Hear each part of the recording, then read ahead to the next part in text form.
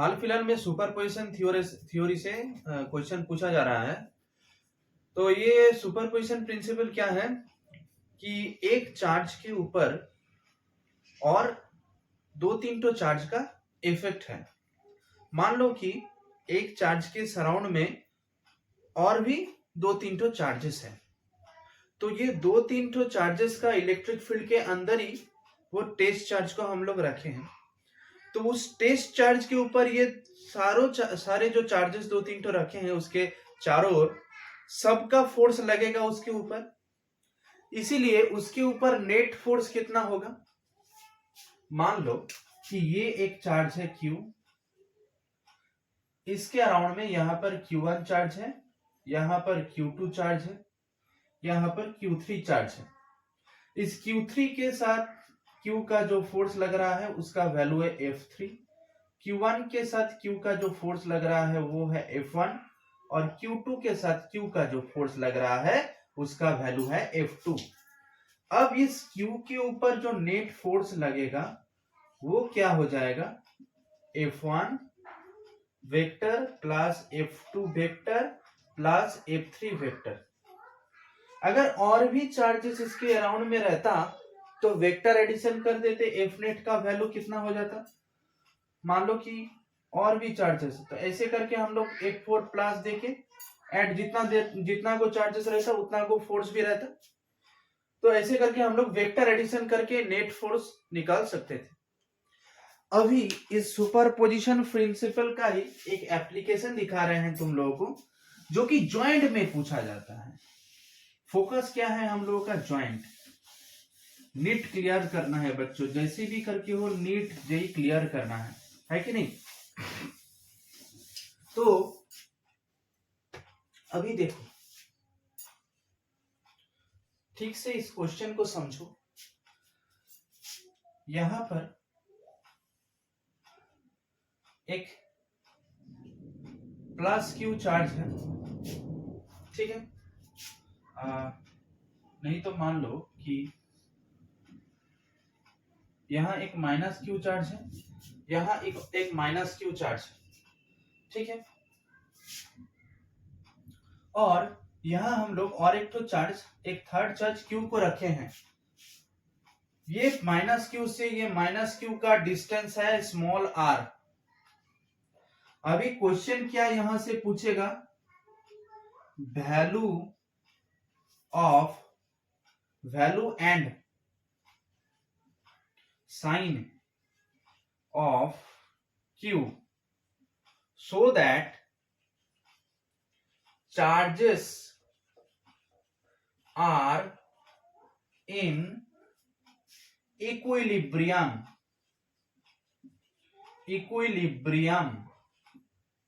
यहां से और क्वेश्चन पूछा जाता है, पोजीशन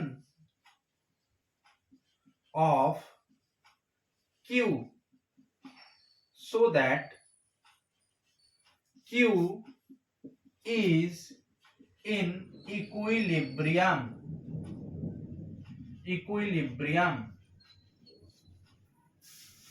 यहां से और एक क्वेश्चन पूछा जाता है, what type of equilibrium is there, ठीक है।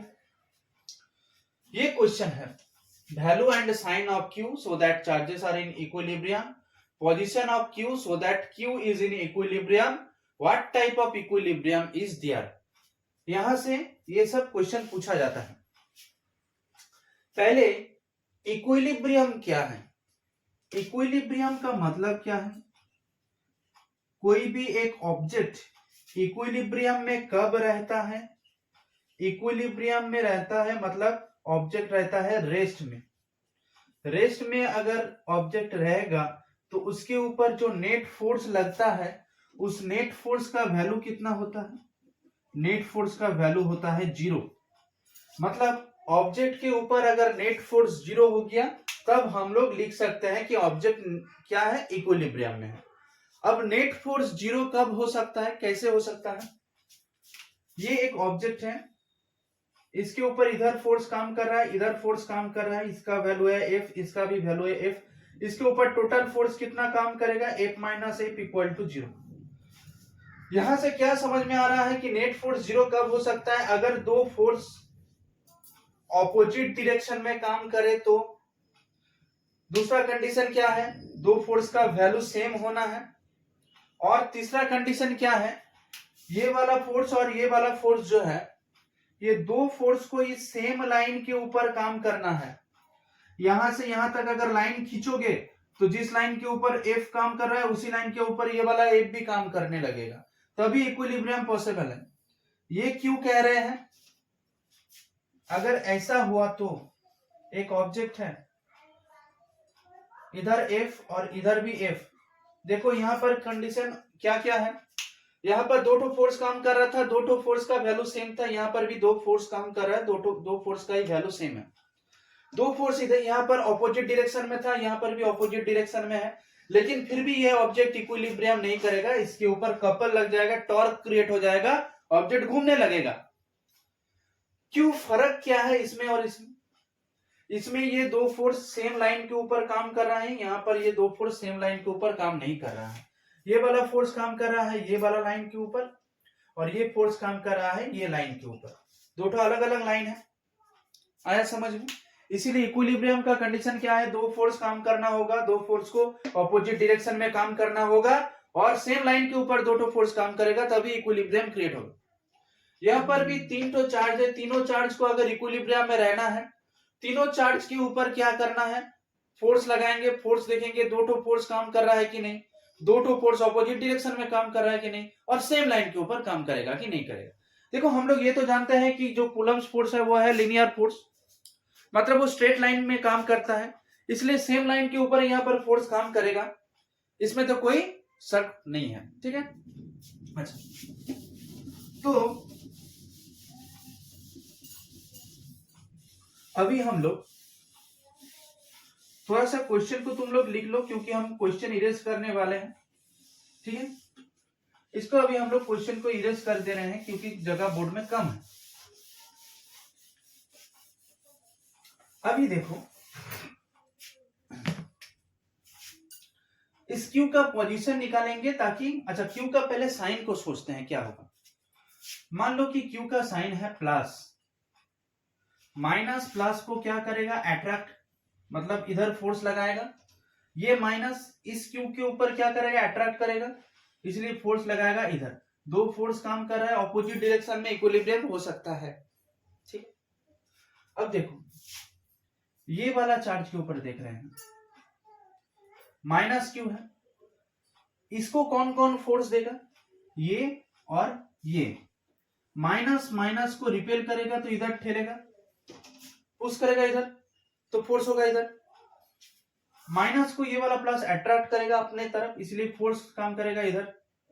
सेम लाइन के ऊपर दो फोर्स काम कर रहा है, ऑपोजिट डायरेक्शन में काम कर रहा है, हो गया इक्विलिब्रियम, ठीक है। यही तो कंडीशन है कि नहीं? अच्छा, अगर माइनस होता, ये वाला चार्ज अगर माइनस होता तो क्या होता, अगर माइनस होता तो क्या होता, माइनस, इस माइनस को ये वाला माइनस क्या करेगा, रिपेल करेगा, फोर्स लगाएगा किधर, इधर। ये माइनस इसको भी रिपेल करता, फोर्स लगाता किधर, इधर।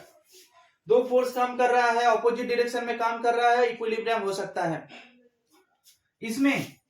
इसमें कौन कौन फोर्स लगाएगा, ये भी लगाएगा, ये भी लगाएगा। अच्छा बोलो, ये माइनस को रिपेल करेगा, मतलब इधर फोर्स लगाएगा, ये माइनस को किधर फोर्स लगाएगा, इधर।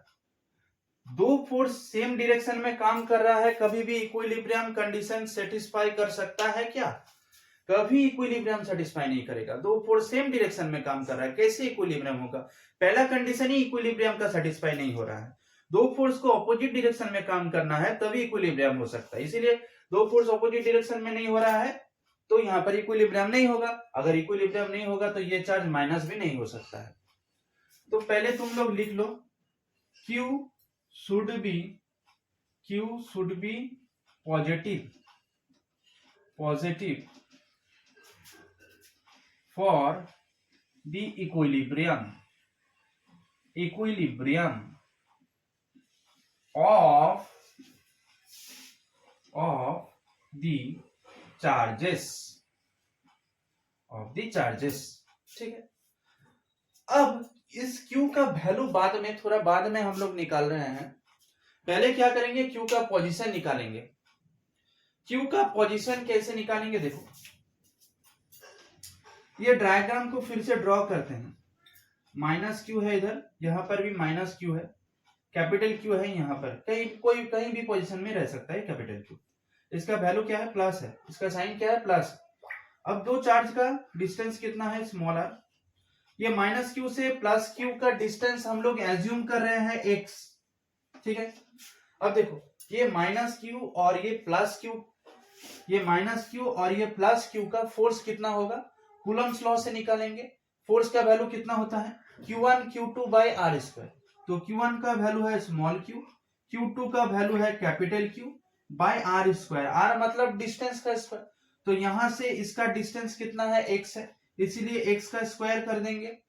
कांस्टेंट बैठाने का जरूरत नहीं है, क्यों नहीं है, क्योंकि इसमें ऐसा या सीजीएस हम लोग नहीं जानते हैं, इसलिए कांस्टेंट अगर नहीं भी बैठाओगे तो कुछ प्रॉब्लम नहीं है, ठीक है। यहां तक कोई शक वाली बात है, नहीं है शक वाली बात, ठीक है। अच्छा, ये प्लस Q और ये माइनस Q, ये दोनों के ऊपर कितना फोर्स लगेगा, देखो Q1 Q2 by R square. Q1 का वैल्यू है कैपिटल Q, Q2 का वैल्यू है स्मॉल q, बाय दूरी का स्क्वायर। डिस्टेंस कितना है यहां से यहां तक, देखो ये है r, ये है x, तो ये कितना होगा, r माइनस एक्स होगा, r माइनस एक्स का होल स्क्वायर होगा। अब देखो ये इसको, ये वाला चार्ज ये प्लस Q को अट्रैक्ट कर रहा है इधर, और इस प्लस Q को ये माइनस Q अट्रैक्ट कर रहा है इधर, दो फोर्स ऑपोजिट डायरेक्शन में हो गया। अब क्या कंडीशन है, इक्विलिब्रियम के लिए दो फोर्स का वैल्यू सेम होना है, सेम होना है, इसीलिए इक्वल साइन दे देंगे। इक्विलिब्रियम में रहेगा तो क्या होगा, दो फोर्स सेम होगा, और सेम होगा तो क्या देंगे, इक्वल साइन दे देंगे।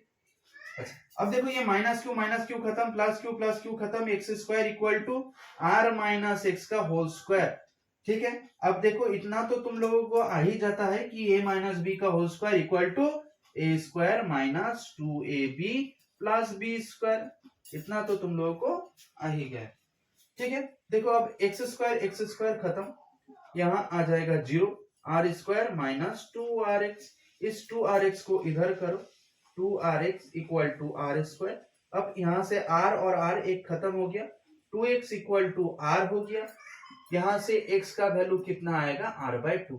मतलब चार्ज को पूरा बीचों बीच रखेंगे तो ये तीनों चार्ज सॉरी प्लस क्यू क्या होगा, इक्विलिब्रियम में रहेगा।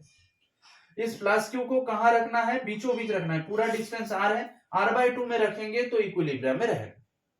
पोजीशन आ गया। अब साइन भी मिल गया है, इसका साइन क्या है, प्लस क्यू, पोजीशन भी मिल गया है। अब क्या निकालना है, क्यू का वैल्यू। क्यू का वैल्यू कैसे निकालेंगे,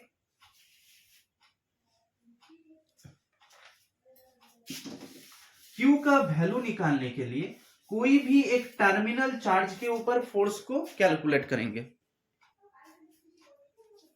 क्यू का वैल्यू निकालने के लिए कोई भी एक टर्मिनल चार्ज के ऊपर फोर्स का वैल्यू निकालेंगे। कोई भी एक टर्मिनल चार्ज मतलब देखो इस डायग्राम को फिर से बना रहे हैं, माइनस क्यू इधर, माइनस क्यू इधर, प्लस क्यू, सॉरी हाँ ये हाँ प्लस क्यू, ठीक है। अब टर्मिनल चार्ज मतलब ये वाला चार्ज नहीं तो ये वाला चार्ज, दोनों में से किसी भी चार्ज के ऊपर नेट फोर्स का वैल्यू निकालो। देखो इक्विलिब्रियम मतलब तीनों चार्ज तो इक्विलिब्रियम में यहां पर रहेगा, इक्विलिब्रियम में रहेगा मतलब तीनों चार्ज के ऊपर नेट फोर्स का वैल्यू 0 होगा। इसके ऊपर नेट फोर्स को हम लोग कैलकुलेट करते हैं। देखो यहां से यहां तक का डिस्टेंस कितना है, यहां से यहां तक का डिस्टेंस है r, और ये प्लस क्यू कहां पर है, एकदम बीचों बीच है, r/2 पोजीशन में है, इसीलिए यहां से यहां तक का दूरी r/2, यहां से यहां तक का दूरी भी कितना आएगा, r/2 होगा। तो अभी देखो हम लोग ये माइनस क्यू चार्ज के ऊपर नेट फोर्स निकाल रहे हैं। इसको कौन कौन फोर्स दे रहा है, ये वाला माइनस क्यू फोर्स दे रहा है और ये प्लस क्यू दे रहा है।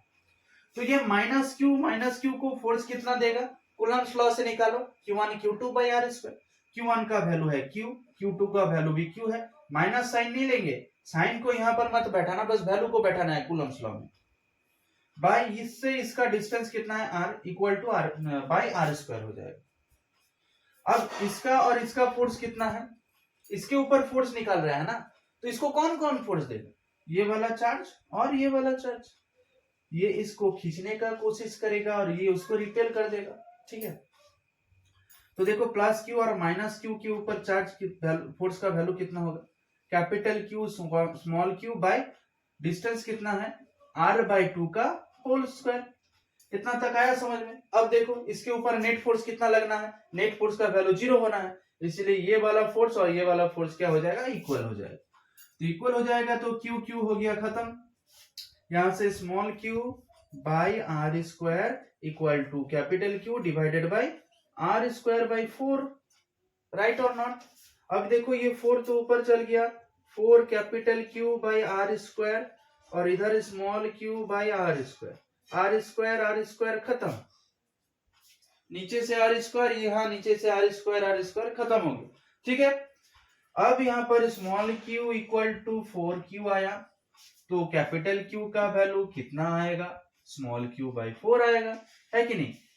मतलब टर्मिनल चार्जेस का वैल्यू जितना है उसका 1/4 टाइम्स होगा बीच में जो चार्ज रखा हुआ है वो, और उसका वैल्यू, उसका साइन क्या होगा, प्लस होगा, पॉजिटिव होगा। देखो पहले हम लोग निकाल लिए हैं पॉजिटिव, तो मतलब कैपिटल क्यू इक्वल टू हम लोग ऐसे लिख सकते हैं प्लस क्यू बाई 4, ये हो गया कैपिटल क्यू का साइन और वैल्यू। अब किस टाइप का इक्विलिब्रियम इसमें है उसको निकाल रहे हैं, ठीक है। इक्विलिब्रियम बच्चों तीनों टाइप का होता है। पहले तो ये बोलो कि तीनों टाइप का इक्विलिब्रियम तुम लोगों को आता है कि नहीं आता है। कौन सा equilibrium, stable equilibrium, unstable equilibrium, और तीसरा टाइप का जो इक्विलिब्रियम है वो न्यूट्रल टाइप का रहता है।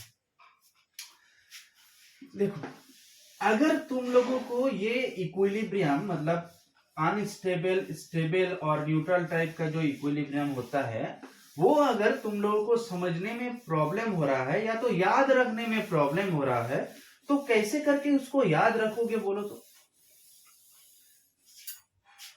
देखो वीडियो को पॉज करके चल मत जाना कहीं पर, यहीं पर रहना, क्योंकि इसके बाद थोड़ा सा कोशिश करेंगे कि शॉर्टकट मेथड में कैसे ये सब प्रॉब्लम को निकाला जा सकता है, ठीक है। अच्छा अब देखो हम लोग क्या बोल रहे थे कि इक्विलिब्रियम को निकालेंगे। देखो ऐसा एक डायग्राम बना के कॉपी में रख देना, ठीक है। कॉपी में एक रफ पोर्शन में ये वाला डायग्राम बना के रख देना, देखना कि काम में आएगा। स्टेबल इक्विलिब्रियम, अनस्टेबल इक्विलिब्रियम और न्यूट्रल। देखो मान लो कि एक बॉल है, इस बॉल को अगर थोड़ा सा हम लोग इधर पुश करेंगे तो बॉल क्या होगा, और नीचे गिर जाएगा, है कि नहीं। इस टाइप का इक्विलिब्रियम में मतलब क्या हो रहा है, अगर हम लोग कोई भी एक ऑब्जेक्ट को डिफ्लेक्ट कर रहे हैं तो वो और डिफ्लेक्ट हो जा रहा है, ऐसे करके है। ये मान लो कि ये पेन इस पोजीशन में स्टेबल में है, इक्विलिब्रियम में, इसको थोड़ा सा डिफ्लेक्ट कर दिए ऐसे करके तो वो और नीचे गिर जाएगा। यहां पर भी वैसा ही हो रहा है, थोड़ा सा पुश कर देंगे तो बॉल एकदम नीचे गिर जाएगा। इसीलिए यहां पर इस बॉल का जो इक्विलिब्रियम होगा वो हो गया अनस्टेबल इक्विलिब्रियम, अनस्टेबल इक्विलिब्रियम। लेकिन एक मान लो कि बॉल यहां पर है, उसको अगर इधर पुश करके फोर्स लगाएंगे तो वो बॉल फिर इसी पोजीशन पे आ जाएगा, ऐसे ही जंप करने लगेगा यहां पर, ठीक है। यहीं पर आने का कोशिश करेगा बॉल, क्यों, क्योंकि ये इसका जो इक्विलिब्रियम पोजीशन है, ये इसका कौन सा इक्विलिब्रियम पोजीशन है, स्टेबल। इसीलिए ऊपर भेजोगे बॉल को तो फिर वो नीचे यही पोजीशन में आने का कोशिश करेगा, फिर इधर जाएगा तो फिर यहीं पर आने का कोशिश करेगा बॉल, क्योंकि यहां पर वो स्टेबल इक्विलिब्रियम में था। इसीलिए ये वाला पोजीशन हो गया स्टेबल इक्विलिब्रियम। और यहां पर अब ये जो बॉल है वो बॉल इक्विलिब्रियम में है, स्टेबल इक्विलिब्रियम में है। अभी बॉल को थोड़ा सा पुश करके ये वाला पोजीशन में लेके आओगे तो यहां पर भी बॉल का इक्विलिब्रियम सेम रहेगा, यहां भी बॉल उसी तरह रेस्ट में रहेगा। इसीलिए इस टाइप का इक्विलिब्रियम को तुम लोग न्यूट्रल कह सकते हो, ठीक है। ये तीनों टाइप का हो गया इक्विलिब्रियम। इस डायग्राम को थोड़ा सा ड्रॉ करके याद करने का कोशिश करना, बाद में भी इजीली तुम लोग याद कर पाओगे। वो बुक से रट्टा मारने से तो अच्छा ये वाला है, इससे कॉन्सेप्ट आएगा। ठीक है, अच्छा अब यहां पर चार्ज का इक्विलिब्रियम पूछा है। चार्ज का इक्विलिब्रियम क्यों हम लोग सोच रहे हैं? क्योंकि यहां पर फोर्स लग रहा है चार्ज के ऊपर, और फोर्स लग रहा है तो क्या होगा, उसका मोशन भी होगा, चार्जेस का मोशन भी होगा। तो ये डायग्राम को एक फ्रेशली ड्रॉ करते हैं हम लोग। पहले तो डायग्राम को फ्रेशली ड्रॉ करते हैं, माइनस क्यू और यहां पर प्लस क्यू चार्ज है। ठीक है, अब देखो मान लो कि ये माइनस क्यू, अच्छा हम लोग क्या कर रहे हैं, ये प्लस क्यू को थोड़ा सा इधर डिफ्लेक्ट कर रहे हैं। ये पोजीशन ए था और यहां पर ये क्या है, पोजीशन बी है। ठीक, ये r/2 में है, मतलब ये चार्ज किस पोजीशन में है अभी ये चार्ज इक्विलिब्रियम में है। किस में है, इक्विलिब्रियम में है कि नहीं? अभी इस इक्विलिब्रियम पोजीशन से चार्ज को हटाकर हम लोग यहां पर लेके आए, बी पोजीशन में लेके आए। ठीक, अब यहां पर प्लस क्यू का न्यू पोजीशन है। ठीक है, यहां अब प्लस क्यू नहीं रहेगा, अभी प्लस क्यू का न्यू पोजीशन कहां पर है, यहां पर। अभी देखो ये प्लस क्यू और ये जो माइनस क्यू है, ये दोनों का डिस्टेंस अभी पहले से थोड़ा सा घट गया है, डिक्रीज हो गया है कि नहीं? प्लस क्यू पहले यहां पर था, अभी यहां लेके आ गए, तो ये दोनों का डिस्टेंस थोड़ा सा डिक्रीज नहीं हो गया? हो गया ना डिक्रीज। अब डिस्टेंस डिक्रीज होगा तो ये दोनों का फोर्स क्या होगा, इंक्रीज हो जाएगा। होगा कि नहीं होगा? ये डिस्टेंस घट जाएगा तो इतना तो तुम लोगों को आ ही जाता है कि डिस्टेंस अगर डिक्रीज करता है तो फोर्स का वैल्यू इंक्रीज करता है। अभी मान लो कि ये मैग्नेट है, ये आयरन का स्टिक है, आयरन का स्टिक को जितना करीब लाएंगे अट्रैक्शन फोर्स उतना ज्यादा होगा।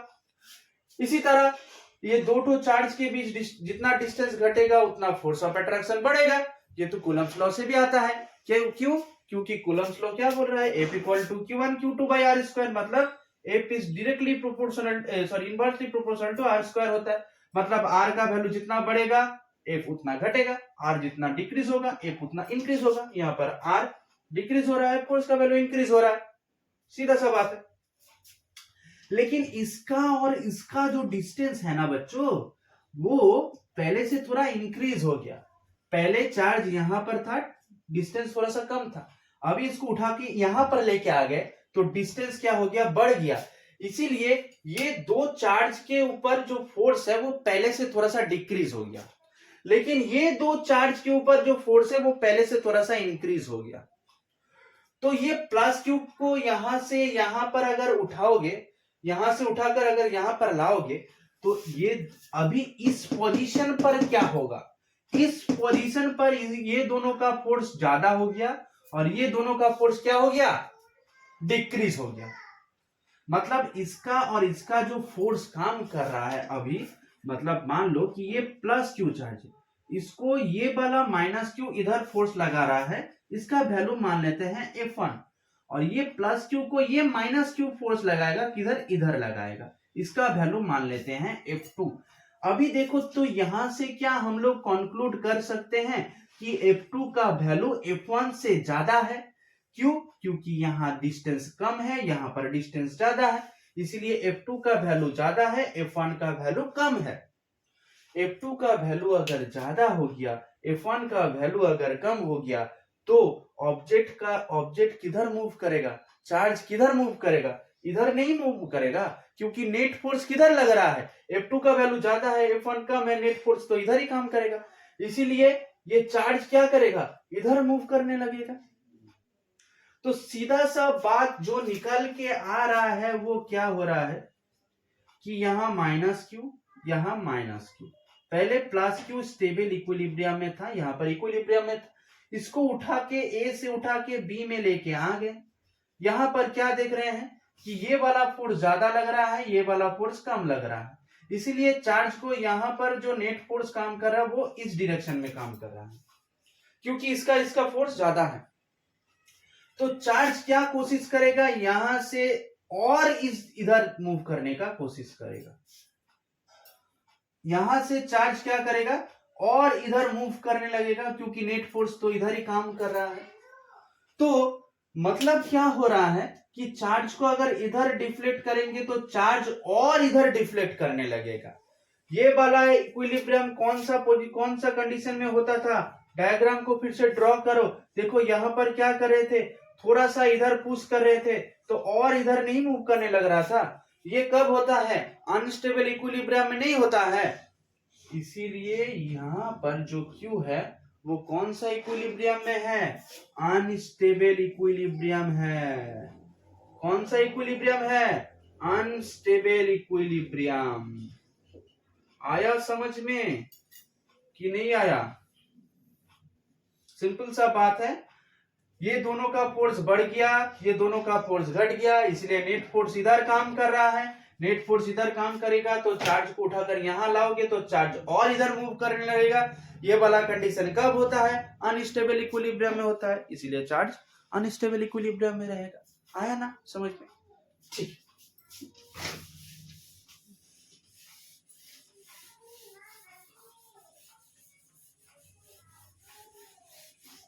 अब हम लोग और क्वेश्चन करते हैं कूलम्स लॉ से, और क्वेश्चन करते हैं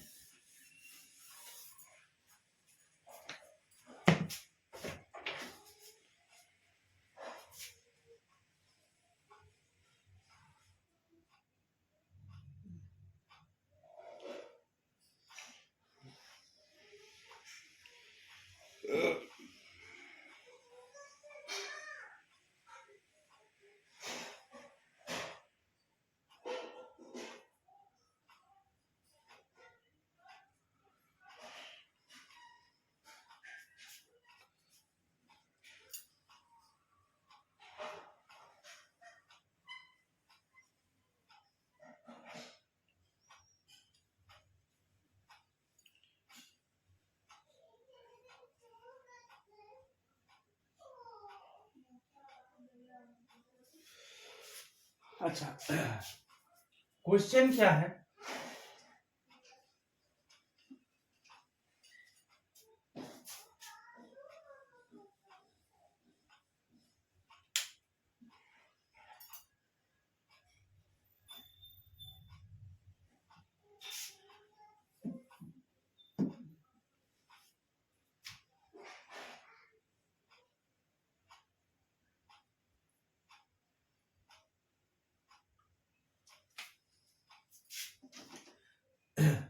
charges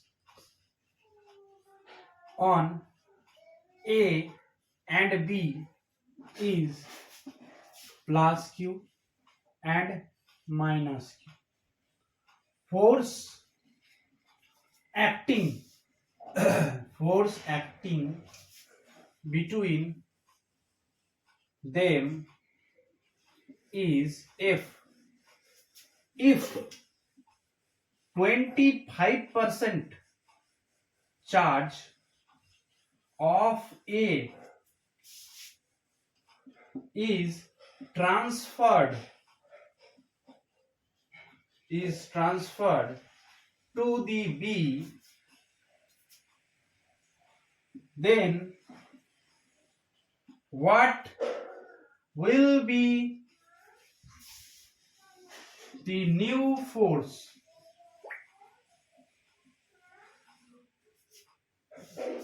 ऑप्शन ए में बोल दिया है 4/3 इंटू एफ, ऑप्शन बी है 16/9 इंटू एफ, ऑप्शन सी है 9/16 इंटू एफ, और ऑप्शन डी है 3/4 इंटू एफ। इसमें से कौन सा ऑप्शन सही होगा? Option A, option B, option C, option D, कौन सा सही होगा? क्वेश्चन को ठीक से समझो, ठीक है, क्वेश्चन को ठीक से समझो। अभी देखो ये वाला जो क्वेश्चन है ये वाला जो क्वेश्चन है वो नीट 2019 का क्वेश्चन है। नीट 2019 में आने वाला सवाल है ये, ठीक है। ये इंपॉर्टेंट क्वेश्चन भी है। पहले तो एक फोर्स काम कर रहा था, प्लस क्यू और माइनस क्यू चार्ज है ए में और बी में, ठीक है। ये दोनों का फोर्स कितना काम कर रहा है अभी, एफ। मान लेते हैं कि ये दोनों का डिस्टेंस है आर, तो कितना फोर्स होगा, capital Q into capital Q by R square. इतना फोर्स पहले काम कर रहा था, डिस्टेंस बीच का आर एज्यूम कर रहे हैं। अभी क्या हो रहा है कि क्यू का प्लस क्यू का जो चार्ज है उसमें से 25% हम लोग किसको दे दे रहे हैं, ए का चार्ज कितना है, ए का चार्ज है प्लस क्यू। ए क्या कर रहा है, यहां पर देखो कहां गया लाइन पर, हाँ 25% charge of A is transfer to the B, मतलब ए का 25% चार्ज बी को ट्रांसफर कर दे रहे हैं। ए के प्लस कितना चार्ज है, क्यू, इसका 25% मतलब कितना हो गया, Q/4। ये Q/4 अमाउंट का चार्ज इसमें से हम लोग B को ट्रांसफर करेंगे, उसका मतलब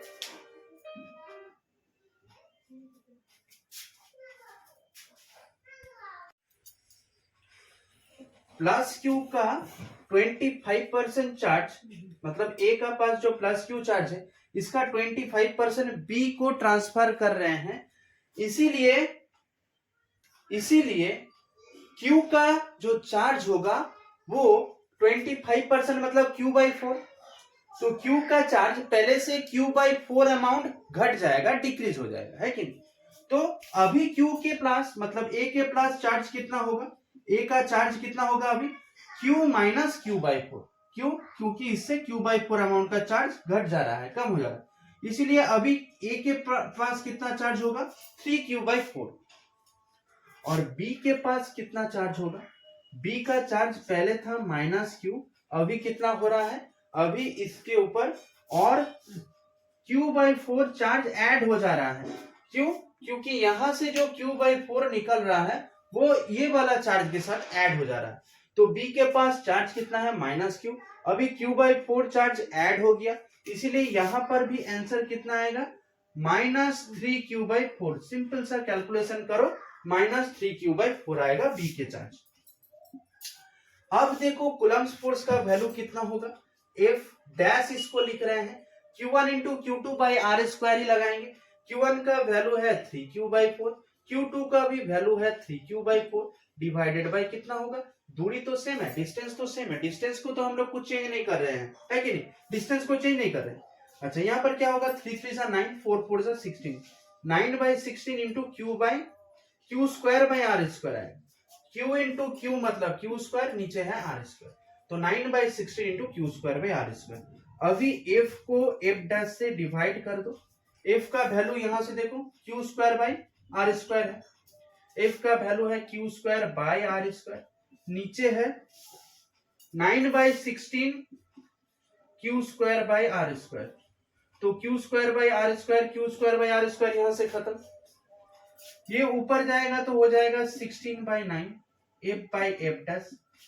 F डैश का वैल्यू निकालने बोला है कि नहीं, तो अगर F डैश को इधर लिखेंगे, मतलब मान लो कि इसको हम लोग इन्वर्स कर दे रहे, F dash by F equal to कितना आएगा, 9/16, तो यहां से F डैश का वैल्यू कितना आएगा, F डैश का वैल्यू आएगा 9/16 इंटू F। आया समझ में कि नहीं आया, 9/16 इंटू F मतलब कौन सा ऑप्शन, ये वाला ऑप्शन, ऑप्शन सी।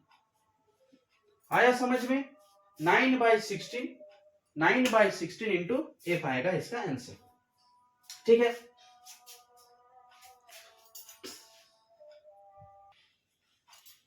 देखो इतना कुछ करने का तो टाइम हम लोगों को मिलने वाला नहीं है, ठीक है।